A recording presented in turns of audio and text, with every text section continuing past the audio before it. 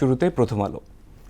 মৌলিক সংস্কারের সব বিষয়ে মতৈক্য হয়নি, দলগুলো একমত হলে বর্ষপূর্তিতে জুলাই ঘোষণাপত্র প্রকাশ।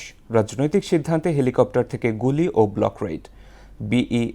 বিইসির সভায় সিদ্ধান্ত, সালমান শিবলি ও শায়ান পুঁজিবাজারে আজীবন অবাঞ্ছিত।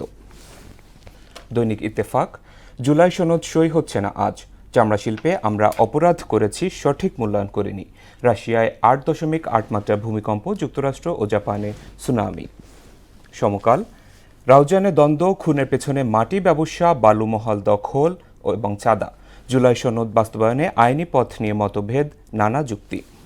বাংলাদেশ প্রতিদিন, ঐক্য অনৈক্যের জুলাই সনদ, সরকার পরিচালনা করতে হলে নাগরিকদের কথা শুনতে হবে। আশুলিয়া সমাবেশে তারেক রহমান।